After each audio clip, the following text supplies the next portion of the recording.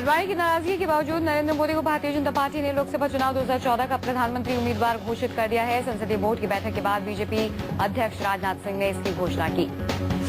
संसदीय बोर्ड की बैठक में बीजेपी के वरिष्ठ नेता लालकृष्ण आडवाणी शामिल नहीं हुए। बीजेपी के वरिष्ठ मुरली मनोहर जोशी ताजपोशी के वक्त मौजूद थे, जिनके नरेंद्र मोदी ने पैर छुए। लालकृष्ण आडवाणी ने बीजेपी अध्यक्ष राजनाथ सिंह को एक पत्र लिखा है, जिससे साफ साफ उनकी नाराजगी झलक रही है। आडवाणी ने लिखा है कि राजनाथ की कार्य प्रणाली को लेकर वो निराश हैं। आडवाणी ने लिखा है कि मैं पहले ही मुलाकात के वक्त आपको अपनी व्यवस्था के बारे में बता चुका था। मैंने विचार किया कि मैं बोर्ड के दूसरे सदस्यों को इस बारे में बताऊं या नहीं, और आखिर मैंने बैठक में न आने का फैसला किया। बीजेपी में मोदी की ताजपोशी के बाद अशोका रोड पर मौजूद बीजेपी कार्यालय पर कार्यकर्ताओं ने जमकर जश्न मनाया। करीब 10 साल बाद बीजेपी कार्यालय पर ढोल नगाड़ों के साथ ऐसा जश्न मनाया गया। नरेंद्र मोदी की ताजपोशी के वक्त लोकसभा में नेता विपक्ष सुषमा स्वराज और राज्यसभा में नेता विपक्ष अरुण जेटली भी मौजूद थे। राजनाथ ने मोदी को मिठाई खिलाई। मोदी की ताजपोशी के दौरान आडवाणी की गैर मौजूदगी का असर साफ दिख रहा था। कई बीजेपी नेताओं के चेहरे पर निराशा और हताशा साफ झलक रही थी। आडवाणी के रूठने से मोदी के जश्न में खलल पड़ा। बीजेपी अध्यक्ष राजनाथ ने कहा, जनता की भावना को देखते हुए हमने मोदी को प्रधानमंत्री का प्रत्याशी बनाने का फैसला लिया। राजनाथ ने घोषणा के बाद मोदी को संसदीय बोर्ड की तरफ से बधाई दी। आत्मविश्वास से लबरेज मोदी ने कहा, मैं वादा करता हूं कि 2014 के चुनाव में बीजेपी की जीत होगी। इसके लिए पार्टी को कड़ी मेहनत करनी होगी और हम कोई कसर बाकी नहीं रखेंगे। ताजपोशी के तुरंत बाद नरेंद्र मोदी लालकृष्ण आडवाणी का आशीर्वाद लेने के लिए उनके आवास पर गए। दोनों के बीच करीब 30 मिनट तक बातचीत हुई। ताजपोशी के बाद नरेंद्र मोदी अटल बिहारी वाजपेयी का आशीर्वाद लेने भी गए। इसके बाद मोदी अहमदाबाद के लिए रवाना हुए। अहमदाबाद में कार्यकर्ताओं और गुजरात बीजेपी नेताओं की भारी भीड़ ने ढोल नगाड़े गाजे बाजे के साथ नरेंद्र मोदी का स्वागत किया। बीजेपी समर्थक नारे लगा रहे थे, देखो देखो कौन आया, गुजरात का शेर आया। शिवसेना ने नरेंद्र मोदी के नाम पर सहमति जता दी है। शिवसेना के प्रवक्ता संजय राउत ने कहा है कि पूरी शिवसेना ताकत के साथ मोदी का सपोर्ट कर रही है। शिरोमणि अकाली दल के नेता सुखबीर बादल ने भी कहा है कि उनकी पार्टी बीजेपी के प्रधानमंत्री उम्मीदवार नरेंद्र मोदी को समर्थन देगी। मोदी की ताजपोशी के तुरंत बाद डीएमके प्रमुख करुणानिधि ने साफ कर दिया है कि वो विभाजनकारी ताकतों के साथ नहीं जाएंगे। डीएमके ने मोदी को राष्ट्रीय नेता मानने से इनकार किया। कर्नाटक में बीजेपी के पूर्व नेता बीएस येदियुरप्पा ने पार्टी में लौटने के संकेत दे दिए हैं। येदियुरप्पा ने मोदी को प्रधानमंत्री प्रत्याशी बनाए जाने पर बधाई दी। मोदी के नाम की घोषणा के तुरंत बाद ही येदियुरप्पा ने कहा, हम 18 और 19 सितंबर को अपनी पार्टी के वरिष्ठ नेताओं के साथ विमर्श करने के बाद फैसला लेंगे। मध्य प्रदेश के मंदसौर में कांग्रेस के महासचिव दिग्विजय सिंह ने नरेंद्र मोदी की ताजपोशी को नाटक करार देते हुए कहा है कि एक तरफ वो कहते हैं कि वो पीएम बनना नहीं चाहते और दूसरी तरफ इसकी कोशिश कर रहे हैं। उमा भारती ने मोदी का समर्थन किया और खुलासा करते हुए कहा कि जब उन्होंने अपनी पार्टी को एनडीए में शामिल कराना चाहा तो आडवाणी ने उन्हें कहा था कि बीजेपी में शामिल हो जाओ, नहीं तो हम तुम्हें खत्म करने के लिए पूरी ताकत झोंक देंगे। राजस्थान बीजेपी की वरिष्ठ नेता वसुंधरा राजे सिंधिया ने मोदी को बधाई देते हुए कहा कि वो जरूर देश के प्रधानमंत्री बनेंगे। केंद्रीय मंत्री कपिल सिब्बल ने मोदी की ताजपोशी पर निशाना साधते हुए कहा कि बीजेपी अब दिवाली मना रही है, हम अपने वक्त पर दिवाली मनाएंगे। केंद्रीय सूचना और प्रसारण मंत्री मनीष तिवारी ने ट्वीट किया है कि मोदी की ताजपोशी पर बीजेपी में जो कुछ भी हुआ, इससे ज्यादा अलोकतांत्रिक और कुछ भी नहीं हो सकता। और इसके नेता रेणुका चौधरी ने कहा कि प्रधानमंत्री का उम्मीदवार कोई भी हो, कोई फर्क नहीं पड़ता, कांग्रेस हर तरह की चुनौतियों से निपट सकती है।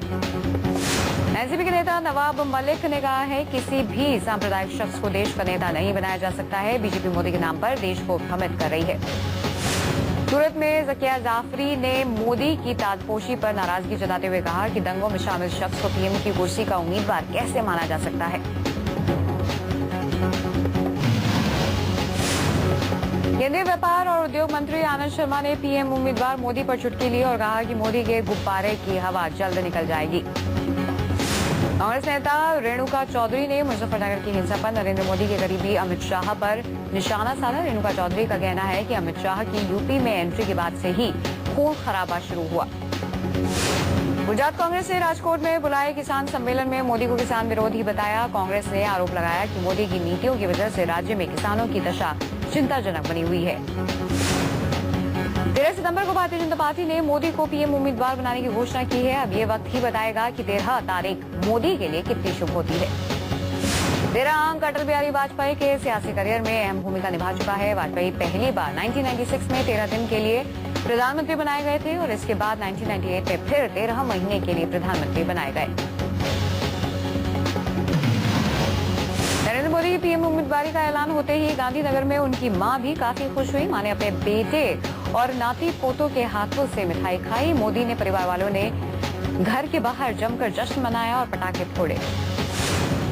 मोदी के पीएम उम्मीदवार घोषित किए जाने के बाद देश भर में बीजेपी कार्यकर्ताओं ने जश्न मनाया। लखनऊ में भी बीजेपी कार्यकर्ताओं ने जमकर पटाखे फोड़े। मोदी के नाम का ऐलान होते ही भोपाल में भी कार्यकर्ताओं में जोश और उमंग छा गया। बीजेपी कार्यालय में ही वर्करों ने जमकर जश्न मनाया। जयपुर के बीजेपी कार्यालय में मोदी के समर्थन में जमकर नारेबाजी हुई। कार्यकर्ताओं ने खूब पटाखे फोड़े और जमकर मिठाइयां बांटी। मुंबई में भी बीजेपी कार्यकर्ता जश्न मनाते हुए नजर आए। इसके अलावा पटना, अमृतसर, बेंगलुरु में भी बीजेपी कार्यकर्ताओं के चेहरे खिले हुए दिखे। अंतर्राष्ट्रीय बाजार में कच्चे तेल के दाम बढ़ने और डॉलर के मुकाबले रुपए के गिरने की वजह से पेट्रोल महंगा हो गया है। कल तेल कंपनियों ने पेट्रोल के दाम 1.63 रुपए प्रति लीटर की बढ़ोतरी कर दी है। इस बढ़ोतरी में वैट जोड़ने के बाद दिल्ली में पेट्रोल का दाम 76 रुपए 6 पैसे और मुंबई में 83 रुपए 63 पैसे प्रति लीटर हो जाएगा। पेट्रोल की नई दरें आधी रात से लागू हो गई हैं। तेल कंपनियां अब डीजल और रसोई गैस के दामों में बढ़ोतरी की तैयारी कर रही है। डीजल के दाम में 3 रुपए प्रति लीटर तक की बढ़ोतरी हो सकती है। ऐसे में देश में फल, सब्जियों और रोजमर्रा की जरूरत के सामानों के दाम और तेजी से बढ़ सकते हैं। पिछले 3 महीनों में पेट्रोल के दाम में ये लगातार 7वीं बढ़ोतरी है। कंपनियां एलपीजी के दाम 50 रुपए प्रति सिलेंडर तक बढ़ा सकती हैं। भारत ने कहा कि पाकिस्तान के साथ प्रधानमंत्री स्तर की वार्ता के लिए एक सही माहौल की जरूरत है। विदेश मंत्री सलमान खुर्शीद ने नवाज शरीफ के सलाहकार सरताज अजीज के साथ बीती रात एक बैठक की थी। तमिलनाडु की मुख्यमंत्री जे जयललिता ने प्रधानमंत्री मनमोहन सिंह से मांग की है कि वो श्रीलंका से बातचीत के दौरान श्रीलंका की जेलों में बंद 97 मछुआरों की रिहाई के मुद्दे पर बातचीत करें। समाजवादी पार्टी के नेता आजम खान को मनाने मुख्यमंत्री अखिलेश यादव उनके घर पहुंचे। मुजफ्फरनगर हिंसा के बाद से आजम खान नाराज चल रहे हैं। आजम ने मीडिया के सवालों को नजरअंदाज किया। मुजफ्फरनगर हिंसा के बाद से उत्तर प्रदेश में अखिलेश सरकार सवालों के घेरे में है। दूसरी ओर समाजवादी पार्टी में भी दरार आ गई है। आगरा में समाजवादी पार्टी की राष्ट्रीय कार्यकारिणी की बैठक में भी आजम खान नहीं पहुंचे। मार्क्सवादी कम्युनिस्ट पार्टी ने देश में सांप्रदायिक हिंसाओं के बढ़ने पर चिंता जताते हुए कहा कि त्योहारों के मौके पर राज्य सरकारों को विशेष रूप से अलर्ट रहने की जरूरत है। बीजेपी के वरिष्ठ नेता और पूर्व मुख्यमंत्री रमेश पोखरियाल निशंक ने कहा है कि मुख्यमंत्री विजय बहुगुणा से केदार बाबा नाराज हैं और इसी वजह से 11 सितंबर को पूजा शुरू होने के मौके पर वो केदारनाथ नहीं पहुंचे। रमेश पोखरियाल निशंक ने मांग की है कि सुषमा स्वराज के नेतृत्व में बीजेपी का एक दल केदारनाथ का दौरा करे ताकि केदार का सच सामने आ सके। झारखंड के मुख्यमंत्री हेमंत सोरेन ने माओवादियों से बातचीत की पेशकश की। उन्होंने नक्सलियों से राज्य के विकास में भागीदार बनने की अपील की। राष्ट्रपति प्रणब मुखर्जी आज से 3 दिनों तक पश्चिम बंगाल के दौरे पर रहेंगे और कई अकादमिक और सांस्कृतिक समारोहों में हिस्सा लेंगे। चंडीगढ़ में प्रधानमंत्री मनमोहन सिंह हाउसिंग कॉम्प्लेक्स का उद्घाटन करेंगे, जिसके तहत 8,400 गरीब परिवारों को घर दिए जाएंगे। मणिपुर की राजधानी इम्फाल का थंगल बाजार इलाका एक भीषण बम धमाके से दहल गया। शाम 7:30 बजे के करीब हुए धमाके में कम से कम 8 लोगों की मौत हो गई। इम्फाल बम धमाके में 21 लोग घायल हो गए। घायलों में से 2 की हालत गंभीर बनी हुई है। पुलिस के मुताबिक मरने वालों में ज्यादातर प्रवासी मजदूर हैं। आसाराम ने कल राजस्थान हाई कोर्ट में जमानत याचिका दायर की। आसाराम नाबालिग लड़की की यौन शोषण के आरोप में न्यायिक हिरासत में जोधपुर सेंट्रल जेल में बंद है। आसाराम के वकील ने बताया कि याचिका पर सोमवार को सुनवाई होने की संभावना है। पिछले हफ्ते कोर्ट ने 72 साल के आसाराम की जमानत याचिका खारिज कर दी थी। उन्हें 1 सितंबर को उनके इंदौर के आश्रम से गिरफ्तार किया गया था। फर्जी दस्तावेज के जरिए भारतीय पासपोर्ट हासिल करने के मामले में योग गुरु बाबा रामदेव के करीबी सहयोगी बालकृष्ण के खिलाफ आरोप अब 24 सितंबर को तय होंगे। पन्ना के बिजली भवन में कर्मचारी अपनी कई मांगे लेकर सड़कों पर उतर आए हैं। प्रदर्शन के दौरान पुलिस और प्रदर्शनकारी के बीच जमकर हंगामा और पथराव हुआ।